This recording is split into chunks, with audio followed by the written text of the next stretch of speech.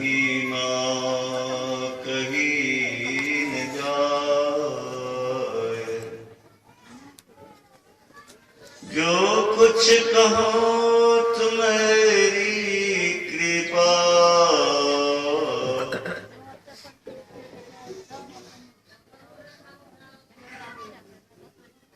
मोते कछु न बस।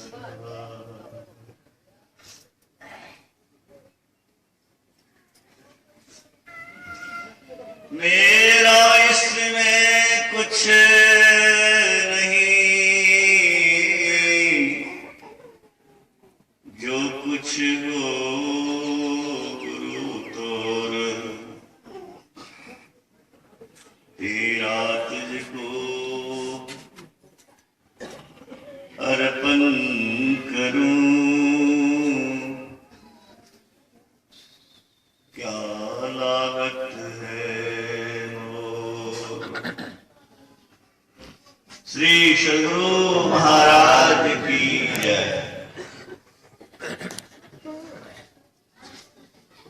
सुनने में अच्छा नहीं लगा, लगा कुछ कसर रह गई। मैं उनकी जयकार करने कहता हूं जो मनुष्य रूप ईश्वर है। मैं उन दिनों कटिहार कॉलेज में पढ़ता था। अखिल भारतीय महाधिवेशन बरारी घाट में हुआ था और बाहर से भी बड़े बड़े महात्मा आए थे। उसी में भाग में जा रहा था डॉक्टर महेश्वर सिंह महेश साथी, महेश नहीं डॉक्टर महेश्वर सिंह, जिन्होंने गुरु महाराज पर प्रथम पीएचडी की। उन्होंने आप बीती सुनाया। मैं अवकाश लेकर के उपा घाट गया पीएचडी करने के उद्देश्य से। प्रारंभिक जीवन काल तो लिख लिया, गुरु की खोज तो लिख लिया, और आगे संत मत के मर्म और योग साधना पर जब लिखने की बात आई, मेरी कलम आगे बढ़ ही नहीं रही थी। कई दिन बीत गए। अंत में मैं निराश होकर के अब हमसे नहीं होगा, सब सामान बांध लिया, छुट्टी भी नहीं है कि ज्यादा दिन यहाँ रहे, और काम भी नहीं हो रहा है। अच्छा है चले जाए ड्यूटी बंद कर। सामान बांध करके गुरु महाराज के पास जब पहुंचे, नमन किया। गुरु महाराज कहते हैं बैठिए। बैठ गए। कहा बगल में कौन नदी बह रही है? अब देखिए वैद्य कैसे इलाज करते हैं, गुरु कैसे कल्याण करते हैं। भक्त जब निराश हो जाता है तो क्या कहते हैं, बगल में कौन नदी बह रही है? इन्होंने कहा हुजूर गंगा नदी बहती। कितना पानी है? कहा हुजूर बहुत पानी है। कोई तैर सकता है कि नहीं? कहा कुशल तैराक गर्मी के दिनों में तो तैर सकता है हुजूर, लेकिन बरसात के दिनों में तैर नहीं सकता, क्योंकि पाठ बहुत लंबा हो जाता है। तो गुरु महाराज आगे कहते हैं, किनारे जाकर के अगर तैराक हिम्मत हार दे तब क्या होगा? ये समझ गए कि हमको क्या कह रहे हैं कि तुम तैराक हो, पीएचडी करने जा रहे हो, किनारे पहुंच गए हो, अब हिम्मत क्यों हार रहे हो? जाइए, यही आपको कह दिया, आशीर्वाद हो गया। उन्होंने कहा कि कमरे में गया और लेखनी मस्तिष्क में आती गई बातें और लिखता गया सदगुरु के पास। गंगा, गुरु महाराज जब प्रारंभिक काल में थे, वहां साधना करने गए थे, बहुत दूर थी। उनके सेवक लोग वहां दूर से पानी लाते थे। हम लोग वह दिन नहीं देखा। हम लोग वह दिन देखा जब उनके चरण स्पर्श करने के लिए गंगा वहां किनारे पहुंच गई।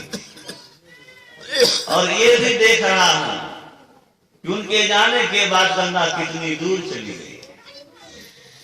आज मरगंगा बदल गए। वो कौन थे, उनको समझना हम लोग को इस माइक दृष्टि से असंभव है। जो उनको ठीक से पकड़ लिया, ठीक से समर्पित होकर उनकी शरण में आ गया, उनका भविष्य बन गया, उनका उद्धार हो गया। पूज्यपाद साई स्वामी जी महाराज का एक प्रसंग सुना था। आसाराम बापू का प्रोग्राम हुआ था पटना में बहुत पहले, लगभग 10 वर्ष पहले। अनुभव बाबा, ज्ञानी बाबा आदि गए, सत्संग सुने, कैसेट लिया और उनकी पुस्तक भी ली। और बाबा के पास जब पहुंचे तो बाबा को पुस्तक देखने के लिए और कैसेट देखने के लिए बाबा ने फेंक दिया और कहा, महात्मा जी, ये लोग आश्चर्य में पड़ गए कि बाबा तो किसी की शिकायत नहीं करते हैं, आज कैसे ही अनहोनी बात से हो रही है। ये लोग अपने में अलग में बात कर रहे थे। बाबा ने बुलाया और कहा, पोल खुलेगी तो जानोगे। 10 वर्ष पहले कर दिया। श्री सद्गुरु महाराज तो जो इनकी शरण में ठीक से हो गए, उनका तो दिव्य नेत्र खुल गया, आत्मशक्ति उनकी जागृत हो गई। अरे समय लगाना ही है तो कहां लगाना है? चित्त में रखना ही है तो क्या रखना है? जो सड़ेगा, गलेगा, मिटेगा, वैसी चीज को अगर अंतःकरण में बसाओगे तो सड़ जाओगे, गल जाओगे, दुर्दशा होती रहेगी। विवेक ही कहता है कि अंतर में बसाओ प्रभु को, और प्रभु को कैसे बसावें, कैसे पावें, इसके लिए ज्ञान की जरूरत है और इसके लिए योग की जरूरत है। हमें आश्चर्य होता है कि भगवान शिव, भगवान राम, भगवान कृष्ण सब योग किए, सब सत्संग को बड़ा कहे, सब गुरु की शरण लेने कहा। स्वयं भगवान राम, स्वयं भगवान कृष्ण, कौन नहीं जानता है कि लकड़ी चुनने के लिए कृष्ण और सुदामा गए थे। वर्षा हो रही थी, थर थर कांप रहे थे और फुटहा खा रहे थे कि का दांत कुटुर कुटुर कर रहा था। तो क्या खा रहे हो यार? हम लोग बचपने में सुने हैं, आप लोग भी सुने होंगे। वो किस उद्देश्य से थे? कहा कि अरे जा रहे हैं, दांत कुटुर कुटुर कर रहा है। गुरु से मित्र, मित्र से चोरी, गुरु से कपट, की हुए निर्धन की हुए कोढ़ी, ये भी एक कहावत है। तो मैं उधर नहीं जाना चाहता, मैं ये कहना चाहता कि भगवान कृष्ण जन्म लिया तो फाटक खुल गया, पहरेदार बेहोश होकर के गिर गए, जेल का कारागार का फाटक खुल गया, जमुना होकर जा रहे हैं तो नदी का जल उनका चरण स्पर्श करने के ऊपर उठ रहा है। राक्षसनी आई बल करने की, विष पिलाने के लिए स्तन में विष लगा करके, विष क्या पिएंगे, उसी का प्राण खत्म कर हो गया। इतने शक्तिशाली संपन्न होते हुए भी वो योग करते थे, गुरु की शरण में रहते थे और सत्संग को बड़ा करते थे। और हमारा समाज कैसा है, कितने लोग इसमें रुचि ले रहे हैं। मैं इस मामले में मुसलमान भाई की तारीफ करता हूं। हमारे मुसलमान भाई में से शायद आपको मिलेंगे जो नमाज अदा नहीं करते, ऐसा शायद कोई मिलेगा जो रोजा नहीं रखता हो। ये धर्म प्रधान देश में हम लोग जन्म लिया, लेकिन राम शिव कृष्ण को भूल गए। तो बड़ा अच्छा कहा स्वामी विवेकानंद ने, आध्यात्मिकता ही किसी भी राष्ट्र या जाति का, व्यक्ति का प्रधान स्रोत। स्पिरिचुअलिटी, अध्यात्म ही शक्ति का प्रधान स्रोत। जिस दिन भौतिकता की ओर आकर्षण बढ़ेगा और आध्यात्मिकता से मुख मोड़ाव होगा, उसी दिन से उसकी मृत्यु प्रारंभ होगा। आत्मा के स्तर का जीवन ही जीवन है, इंद्रियों के स्तर का जीवन मृत्यु स्वरूप है। क्या कहा, कितनी देर इंद्रियों में रहते हो, कितनी देर आत्मा के स्तर का जीवन जीते हो, यह विचारने का प्रश्न है। हम लोग जब विचारते हैं तो ग्लानि होती है, शर्म होती है, अफसोस होता है, पश्चाताप होता है और मन में होता है कि कहां हम फंसे हुए हैं। कभी निहोरा किया, कभी निहोरा किया अपने इष्ट से कि इस दुर्दशाग्रस्त, दुख, दुर्दिन, दुर्भाग्य की नगरी दुनिया, कल भी मैंने कहा था, उस दुनिया में फंसे हुए हैं, कैसे हम उबरे।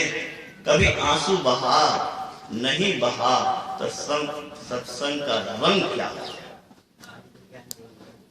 विवेक कहां जगा? विवेक जगने का अर्थ है असार से दूर रहने के लिए प्रबल लालसा, और सार को ग्रहण करने के लिए, सार को पाने के लिए विह्वलता, बेचैनी, चिंता, योजना, कैसे हम पावे। तो भगवान शंकर ने क्या कहा? ब्रह्मा ने कहा कि इस दुखमय संसार में उबरने का, कल्याण का क्या रास्ता है। कोई ज्ञान को विशेष, कोई योग को विशेष कहते हैं, आपका क्या मत है? तो भगवान शंकर ने कहा योगहीनं कथं ज्ञानम्। वो ज्ञान कौन ज्ञान है जहां योग नहीं है? योग कुयोग ज्ञान अज्ञानो जह नहीं राम प्रेम प्रधानो। अभी हम लोग गुरु महाराज के वचन में सुने, वो ज्ञान ज्ञान नहीं है जहां योग नहीं। बड़ा अच्छा स्वामी रामतीर्थ ने कहा। क्या कहा स्वामी रामतीर्थ ने?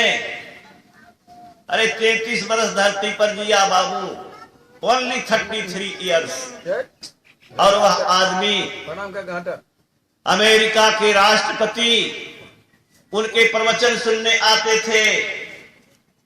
अमेरिका के 14 विश्वविद्यालय के कुलपतियों ने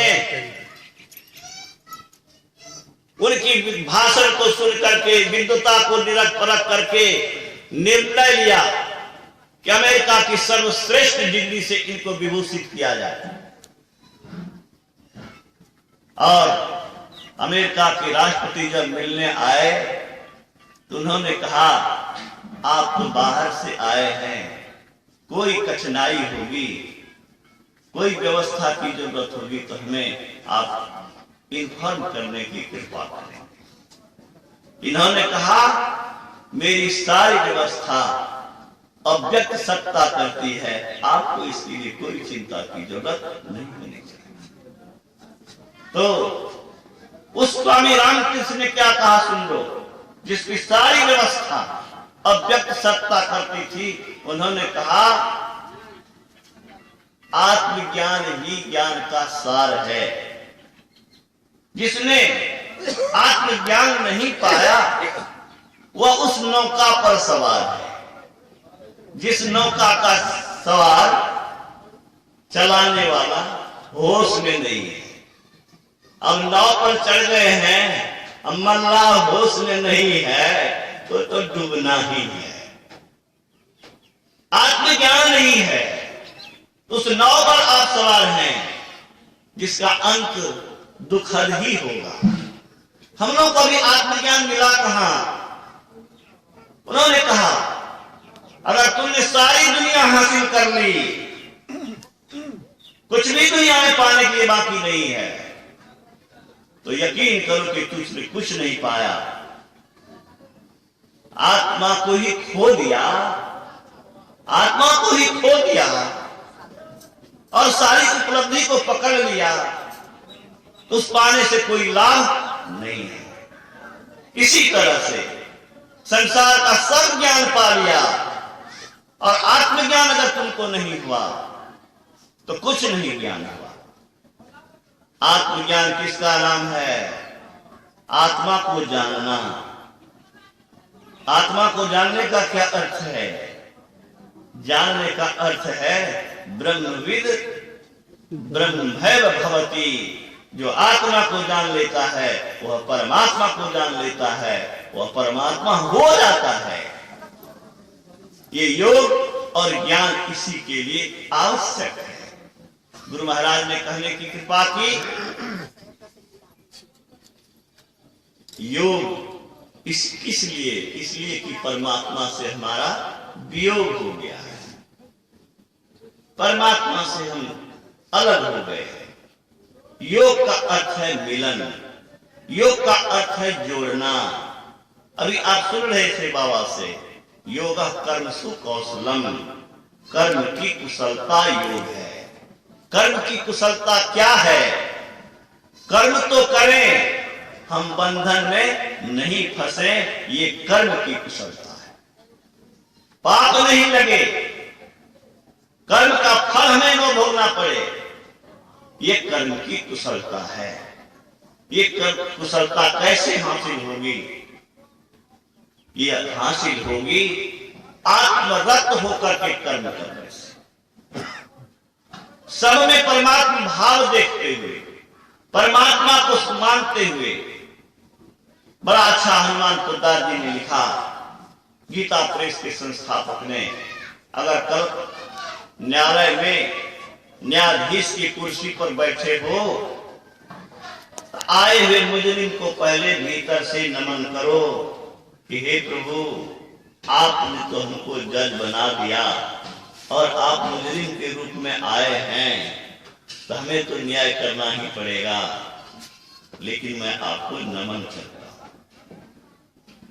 वैद्य अगर हैं, डॉक्टर अगर हैं, तो चिकित्सा करिए इस भावना से कि प्रभु आपने ही तो हमको डॉक्टर बनाया और आप ही आज ऐसे रूप में आए हैं, जो होगा सद्बुद्धि दीजिए कि ठीक से इलाज कर सकूं। इस भाव से जो कर्म करेगा उसको कर्म बंधन नहीं लगेगा। आत्मरत होकर के ब्रह्म भाव में, ब्रह्म की सत्ता को मानते हुए अंतःकरण में अहम के भाव को मिटा करके आत्मरत करके कर्म करने की सलाह गुरु महाराज ने दी। योग का अर्थ क्या है? गुरु महाराज ने कहा, इंद्रियों के घाटों में हमारी चेतन वृत्ति फैली हुई है। ये इंद्रियां विषयों में कैसे दौड़ती है? एग्जैक्ट शब्द मैं गुरु महाराज का रखता हूं। आंख कैसे देखती है? ये चेतन भार आंख में आई तो देखती है। कान कैसे सुनता है? चेतन धार आई है तो कान सुनता है। हम जब सो जाते हैं तो क्यों नहीं कान सुनता है, आंख क्यों नहीं देखती है?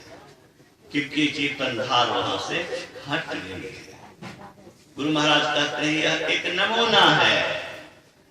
इंद्रिय घाटों में जब चेतन जाती है तो इंद्रिया विषयों की ओर दौड़ती है। हमें चाहिए कि इंद्रियों के घाटों से चेतन को समेट कर आज्ञा चक्र में स्थिर करें, सिमटाव करें। जैसे दोनों हाथ से किसी चीज को जोड़ पकड़ते हैं तो शरीर की ताकत केंद्रित हो जाती है। दोनों आंखों की दृष्टि धार को जब केंद्रित करेंगे तो हमारे शरीर की चेतन धार वहां सिमट जाएगी। तो बंधुओं, माताओं, बहनों, योग के लिए, ये क्रिया करने के लिए पहली बात क्या आवश्यक है? महर्षि पतंजलि ने कहा योग के 8 अंग की चर्चा की है। यम, नियम, आसन, प्राणायाम, प्रत्याहार, धारणा, ध्यान, समाधि। समाधि तो अंतिम चीज है। पहली सीढ़ी पर कदम नहीं, दूसरी पर नहीं, तीसरी पर नहीं, 8वीं कहां से हासिल हो जाएगी? पहले तो पहली सीढ़ी पर कदम रख, तब दूसरी पर जाना। पहली कक्षा पास नहीं किया, दूसरी कैसे पढ़ोगे? इंटर नहीं किया, बीए कैसे करोगे? बीए नहीं किया, एमए कैसे करोगे? अभिनंदन ग्रंथ में मैंने पढ़ा है, मानस जप है मैट्रिक, मानस ध्यान है आईए, और दृष्टि योग है बीए, और नाद अनुसंधान है एमए। मैट्रिक भी पढ़ो, लोअर भी पढ़ो और एमए भी पढ़ो, तब ज्ञान पूर्ण होगा। तो पूर्णता के लिए उधर जाने की जरूरत है। हम यम नियम में मजबूत नहीं होंगे, योग में आगे नहीं बढ़ सकते। प्रारंभिक चीज सत्य, अहिंसा, अस्तेय, ब्रह्मचर्य, अपरिग्रह, शौच, संतोष, तप, स्वाध्याय, ईश्वर प्रणिधान, ये यम नियम 10 मैंने बताया। जो सत्य को नहीं पकड़ेगा, जो झूठ का व्यापार करेगा, जो झूठ बोल करके दूसरे को ठगेगा, वो किसको ठगेगा? अध्यात्म को कहता है कि एक ईश्वर है और दूसरी ईश्वर की लीला है, तो आपको ईश्वर से घात करना है। सत्य को की अनदेखी करेंगे आप, सत्यानाश होगा। सत्य की अवहेलना, सत्यानाश बुलाना है। धर्म दूषक सत्य से। अहिंसा, मोटा मोटी हिंसा क्या है? हत्या नहीं करना, मांस नहीं खाना।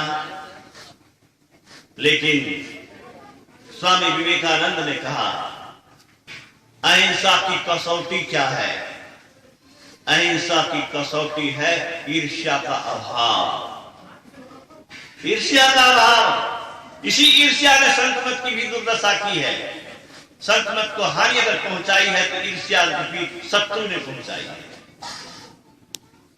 स्वामी विवेकानंद कहते हैं ईर्ष्या अहिंसा की कसौटी है। बड़े बड़े लोग नाम, यश, चांदी के चंद टुकड़ों के लिए लड़ते झगड़ते देखे जाते हैं।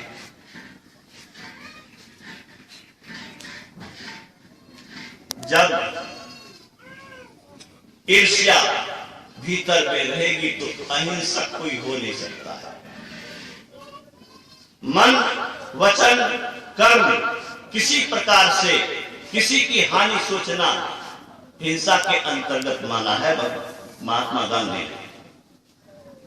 वाणी से हिंसा, मन से हिंसा, कर्म से हिंसा, किसी भी प्रकार की हिंसा दूसरे को आघात करने की इच्छा। बड़ा अच्छा संत नानक ने कहा, अत्याचार या हिंसा या कष्ट पहुंचाना अहम के कारण होता है। अहम का विनाश ये जिसका नहीं हुआ वह अहिंसक नहीं हो सकता। अहम का विनाश ही अहिंसक। और स्वामी विवेकानंद ने कहा, जब बड़े से बड़े शत्रु की उन्नति पर आनंद हो तुम्हें, तब समझना कि तुम्हारा हृदय अहिंसक हुआ है। तो हम ईर्ष्या द्वेष से अगर नहीं बचते हैं, हम दूसरे के दोष को देखें, अपने दोष को नहीं देखें, हम साधना के पथ में आगे हरगिज नहीं बढ़ सकते। सत्य, अहिंसा, ब्रह्मचर्य। गांधी जी ने कहा, लोग संकीर्ण व्यवस्था का व्याख्या करते हैं ब्रह्मचर्य की। संकीर्ण व्यवस्था, स्त्री पुरुष से अलग रहने को ब्रह्मचर्य मानते हैं। उन्होंने कहा, सर्च आफ्टर गॉड। आपकी चर्या, आपके कार्यकलाप, आपका चिंतन ब्रह्म के लिए हो, यह ब्रह्मचर्य। और जो ब्रह्म के लिए चिंतन करेगा, मनन करेगा, कार्य करेगा, आचरण जिसका रहेगा, जिसकी चर्या वही रहेगी, वह भोग के पीछे क्यों जाएगा? वह भोग का कीड़ा क्यों बनेगा? और जो भोग का कीड़ा बनेगा उसको रोग होगा, उसकी दुर्दशा होगी। उन्होंने कहा, स्त्री पुरुष को, पति पत्नी को भाई बहन की तरह रहना चाहिए, इससे कोई हानि नहीं है। दोनों की आत्मशक्ति, शारीरिक शक्ति, मानसिक शक्ति सब बढ़ेगी। और गुरु महाराज ने कहा, जिस विद्य के क्षय करने में लोग सुख मानते हैं, उसका संचय किया जाए तो वो महासुख दिलाएगा। गृहस्थों को चाहिए गृहस्थ आश्रम में रह करके तप करें, अपने घर को तपोभूमि बनाएं, लालसा रखें। हमें तपोभूमि ही घर को बनाना है और हमें अपनी ऊंचाई पर जाना है। गृहस्थ और विरक्त कोई भी देश में हो, लेकिन जिसकी लालसा है कि हम अपनी आत्मा की उन्नति करें, हम इस दुखमय संसार से छूटें और हमारा भविष्य सुखद हो, शांतिमय हो, कल्याणमय हो, तो इसको चाहिए नित्य नियमित रूप से इस दिशा में सतत प्रयास करने के। आचार्य श्री राम शर्मा गृहस्थ नहीं थे क्या? देश विदेश में हजारों संस्थाएं हैं, 3,500 पुस्तकें उन्होंने लिखी है। वो गृहस्थ नहीं थे क्या? हनुमान पोद्दार गीता प्रेस चलाया और मैं उनकी जीवनी में पढ़ता हूं। 12 वर्ष पहले से वो समाधिस्थ हो जाते थे। बात करते करते उन्होंने अपने गुरु को पत्र लिखा कि मुझसे लोग बात करने आते हैं, प्रभु हटे तब तो मैं उधर खो जाता हूं, पूछने वाले निराश होकर चले जाते हैं, मेरी यह स्थिति हो गई है। ये 12 वर्ष पहले से उसकी स्थिति बन गई थी। उन्होंने लिखा है कविता, हटे प्रभु तो मैं किसी को देखूं, मैं किसी को सुनूं और उसको सुनाऊं, बताऊं, पद याद नहीं लेकिन भाव उसका याद है। वो पारिवारिक जीवन जीते थे।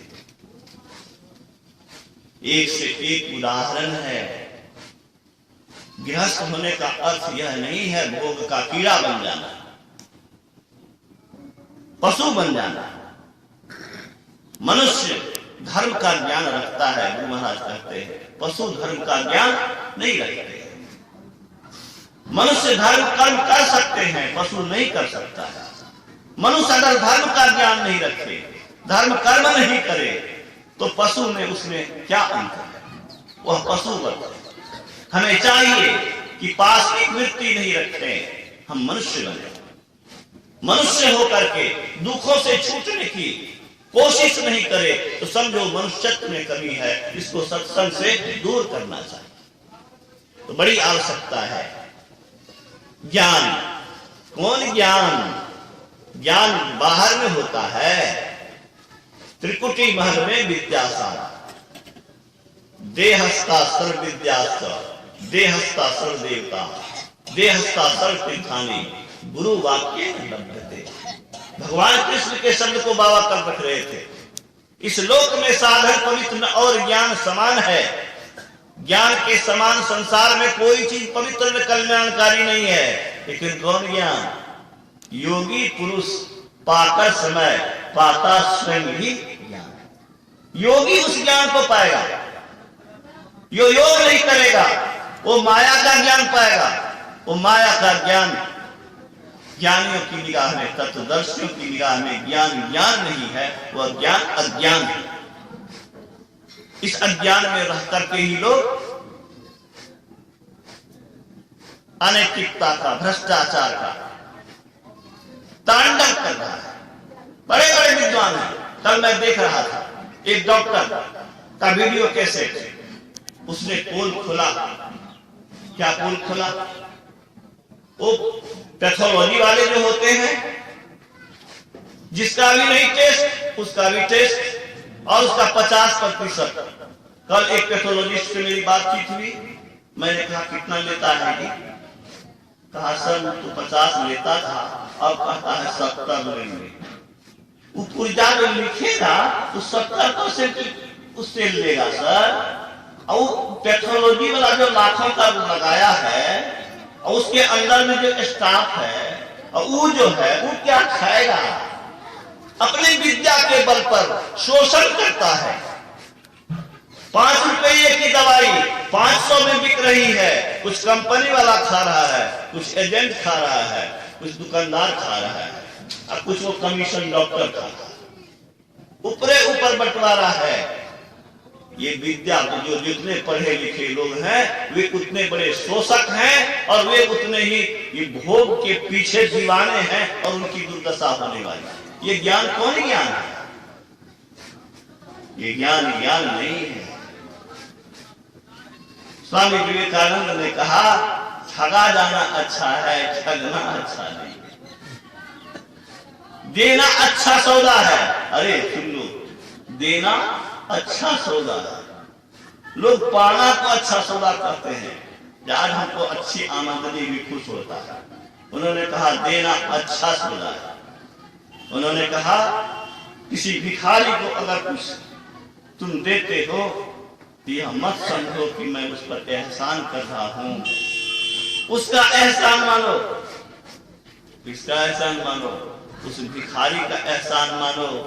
देना था बस दे दो, 1000 गुना बढ़ कर पाएगा। तो बंधुओं, माताओं, बहनों, जो समाधि के इच्छुक हैं उसे यम नियम में मजबूत होना पड़ेगा। सत्य, अहिंसा, अस्तेय। अस्तेय क्या है? महात्मा गांधी ने कहा बिना काम किए जो खाता है वह चोर है।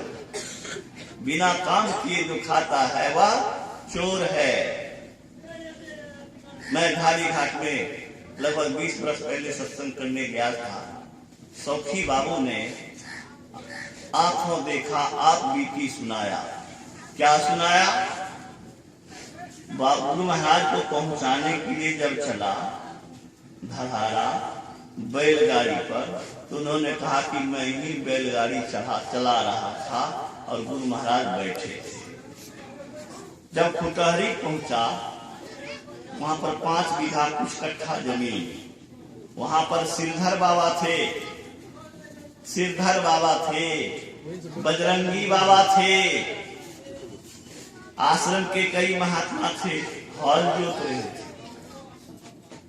हॉल जोत रहे थे। गुरु महाराज ने बुलाया, कहा अब बहुत कहां सर्वोच्च लिए काम के लिए, आप देख रेख करियो। तो गुरु महाराज ने ये दिखाया जीवन बिताओ स्वावलंबी, भरम भारे छोड़कर, संतों की आज्ञा है ये नहीं, मात धर छल छोड़कर। दूसरे की कमाई नहीं खाना, अपनी कमाई खाना, अपनी कमाई खा करके साधना के मार्ग में आगे बढ़ना। गुरु महाराज ने आदर्श दिया। गुरु महाराज ने कहा कि मेरे हाथ में ठेला है, मैंने खुरपी चलाई, कुदाली चलाया, जब तक शरीर सक्षम था सब काम किया। अब अवस्था ऐसी आ गई है, ये लोग खेती करते हैं, मेरे पास कुछ जमीन है, ये लोग खेती करते हैं, ये लोग खिलाते हैं, अब अवस्था काम करने की लिए। इसलिए कह करके शायद उन्होंने अपने अनुयायियों को ये शिक्षा दी कि काम करने में संकोच नहीं।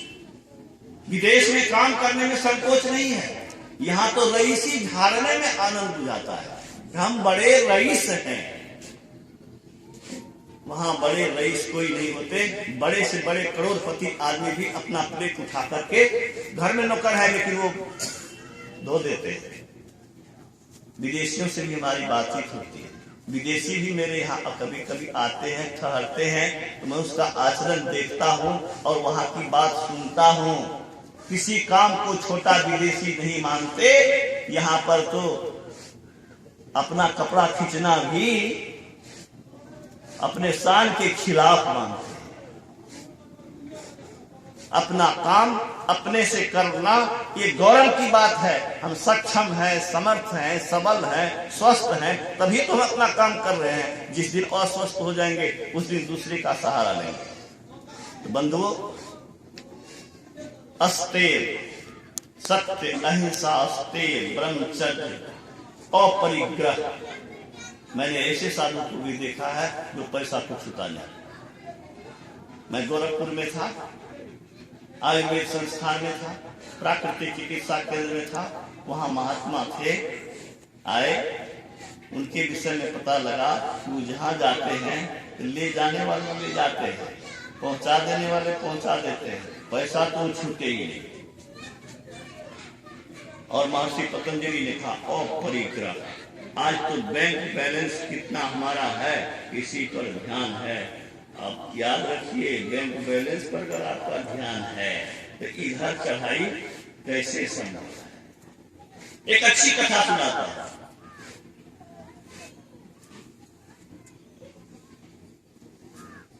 एक युवती थी, दौड़ में वह फर्स्ट की फर्स्ट करती, कोई उसको दौड़ में पछाड़ नहीं पाती थी, बहुत सा इनाम जीता।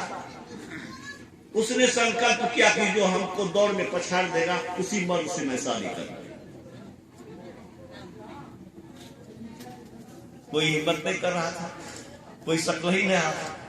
एक युवक ने प्रण कर लिया कि मैं इससे शादी करूंगा, और सोचा कि अपने से तो हमसे नहीं होगा। तो उसने जिस देवी की आराधना करता था उस देवी की आराधना में पील करके पड़ गया, और देवी जब प्रकट हुई तो कहा कि मैं उसको दौड़ में पछाड़ दूं, ये शक्ति हमको दे। कहा कि वैसे नहीं पछाड़ सकोगे, तुमको एक उपाय बताते हैं। स्थान तय कर देना, यहां से वहां 3 किलोमीटर, रास्ते में सोना, चांदी, रत्न, हीरा, जवाहरात रास्ते पर बिखरा देना।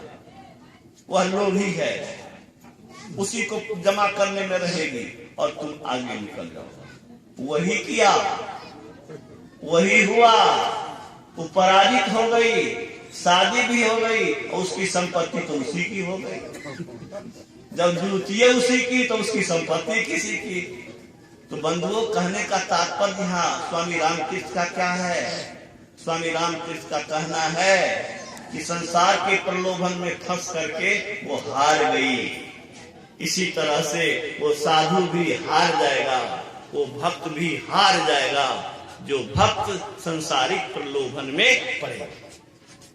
अपरिग्रह ये प्रारंभिक चीज है योग की।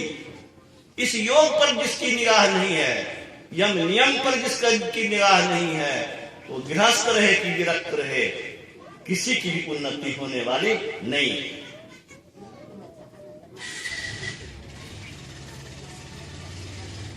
अरे बहुत देर में बोल गया, अब मैं क्षमा चाहता हूँ। हाँ, बहुत क्षमा चाहता हूँ।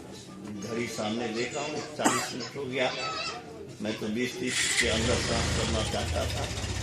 मैं तुझे बाबा से आग्रह करता हूँ, एक बार आप खड़े होकर के कल की तरह हम लोग को लाभान्वित करें। श्री सद्गुरु महाराज।